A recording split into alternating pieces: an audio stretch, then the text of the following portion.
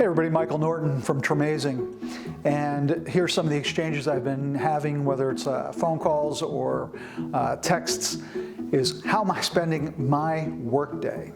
What am I doing during the day now that I'm not traveling and out seeing customers and prospects and partners?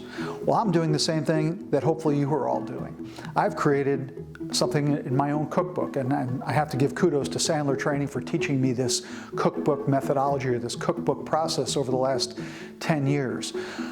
So I have a number of emails that I'm going to send every single day, that I am sending every single day. A number of text messages where I'm connecting with CEOs and partners and advisors. I'm making phone calls. I'm connecting with new people every day through social media.